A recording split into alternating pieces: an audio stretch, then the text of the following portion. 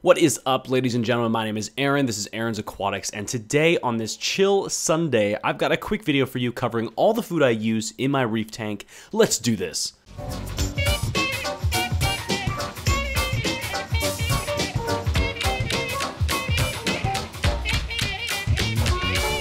So I get this question a lot about what food I use in my 210 gallon as well as the quarantine systems. The answer is a lot. I use a lot of food, guys. I like to vary what the fish eat so they aren't eating the same thing every single day.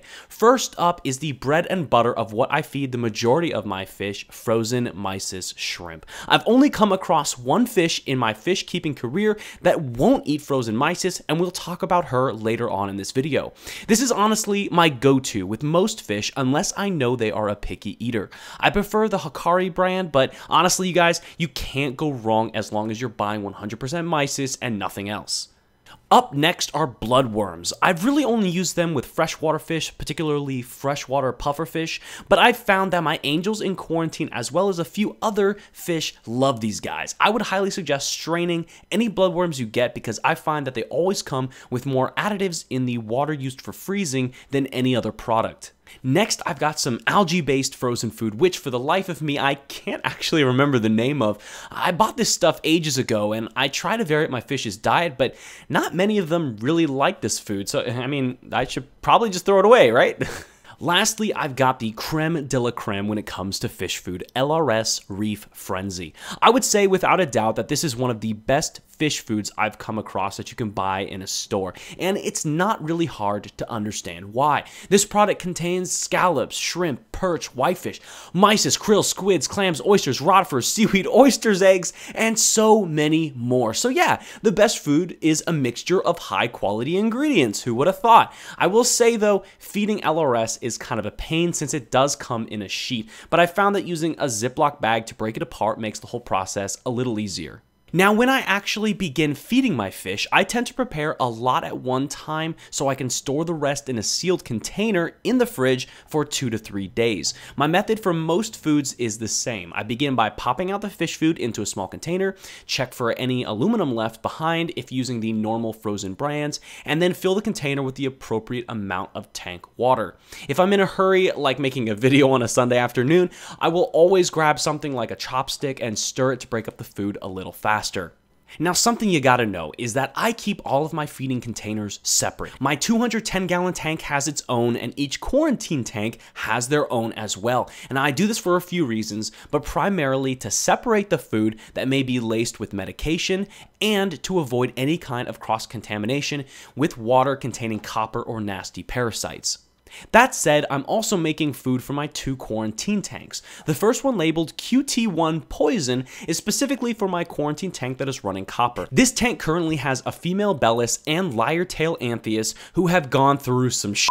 The Bellis arrived covered in marine velvet, so it's been hit or miss. She didn't eat for 5 days, and I thought she was going to be a goner, but thankfully she started eating after I added garlic to a blend of mysis and bloodworms. For today, I'm making a batch of food that I've never tried before called Reef Caviar. It was recommended by a few people I trust in helping incredibly picky fish start eating, so you're going to see it for the first time with me today if the Bellis decides to eat this food.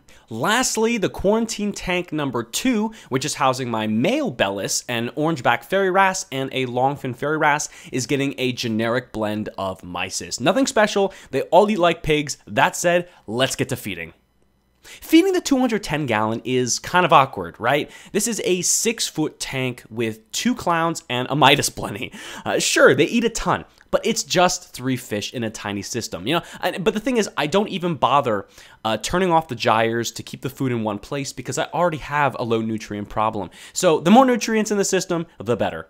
Moving to quarantine tank number 1, we're going to try feeding the female Bellis and the lyre-tail Anthias some of this Reef Caviar. Again, I have never used this food before, which is why I was shocked at how quickly these fish took to it. I can't express how happy I am to see these fish eat this food. I mean, in my entire time with the fish keeping hobby, if a fish hasn't eaten in 5 days, I've never seen it come back and survive. I'm really hoping this girl proves me wrong and gets fat and happy. The second quarantine tank is like the golden corral of America. The fish come in, they eat way too damn much, they get fat, they argue about Hillary's emails, and probably fall over breaking their arm, but this is America and healthcare ain't affordable. Jokes aside, these guys are all stars. They have been through copper and general cure. They're in observation till next week, so hopefully Tanya and her cohorts can finally get some new friends. Now, some stuff I did not cover has been more to do with the female Bellis. During her period of not eating, besides what I showed you, I have also tried live brine shrimp, and that was a no-go. I even went to my local grocery and picked up scallops and oysters. This was also a no-go. This prissy-ass fish was getting better food than me, but wasn't eating. It was only when I tried adding garlic to the food did she start eating. Now, I personally have a negative view of garlic in the hobby because I see it as a snake oil. It's sold as a general cure for ick, for other medical benefits, but multiple studies show it doesn't do any of that. What I will say, though, is it does act as an appetite increaser, so if you are running into the same issues as me, go ahead and give it a shot. Now, I specifically use the Kent brand. I've left a link in the description below, but you can also pick it up at Petco or PetSmart. I picked mine up at Petco. Alright guys, that's about it. If you're interested in the food that I've talked about in this video, like I just said, check the description below. I have some insanely exciting news to talk about in the coming weeks, so if you want to know more before anyone else, follow me on Instagram. Link is also in the description below. Have a great rest of your Sunday, and I'll catch you all next time.